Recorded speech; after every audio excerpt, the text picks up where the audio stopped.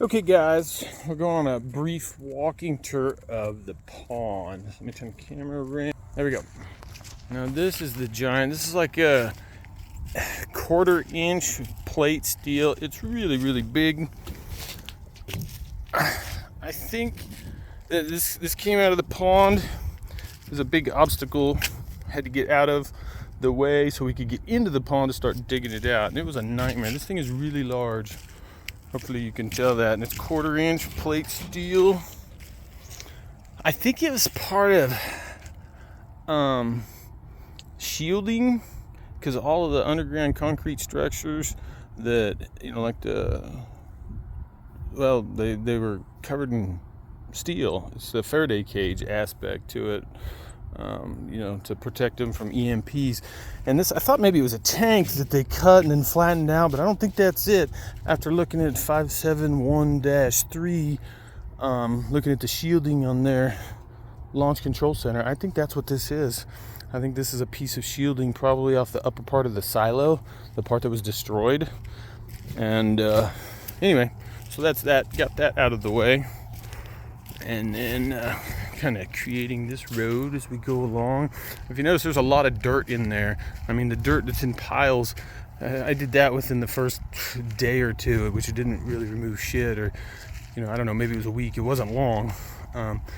All the other dirt, which is probably at least 5 times that, is all right here.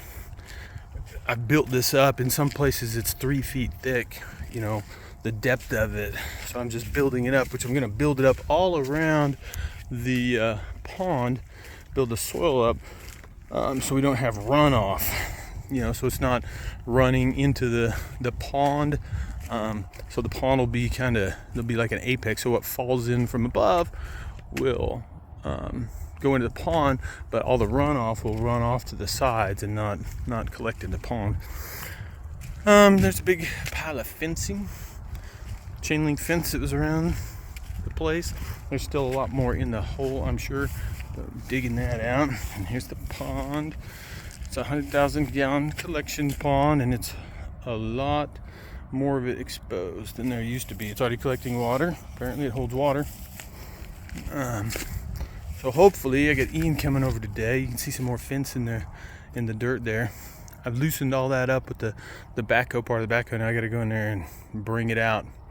I mean, you can see the corner over there. I mean, there's still a lot to dig, but it's really not. I mean, we've done a lot in the last 2 days.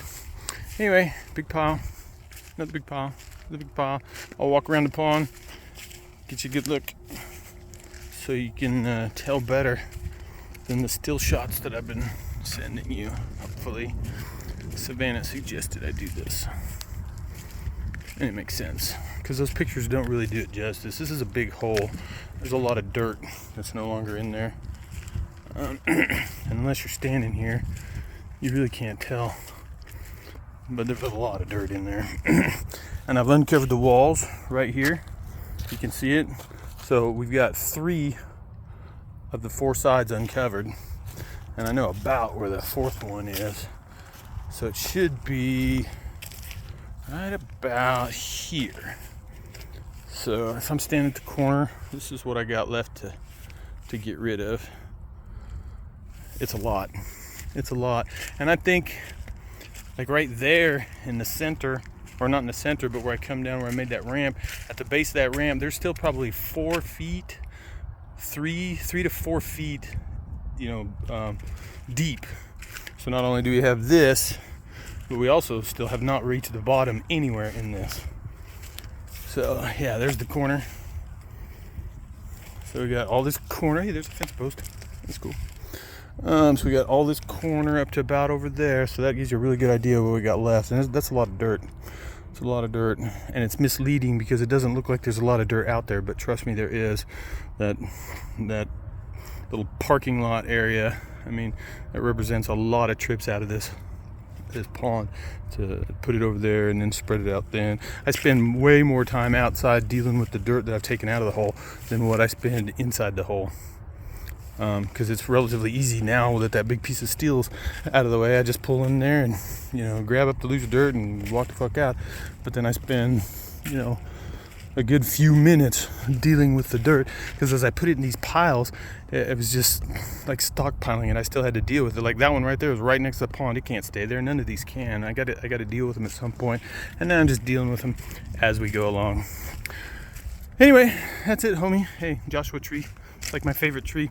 When it gets dusk, a lot of time, you know, I'm out here early in the morning or later at night, and that always freaks the shit out of me, because I'll be running around, I'll have the lights on, and for some reason I always see it out of the corner of my eye as some dude coming up on me while I'm in the backhoe.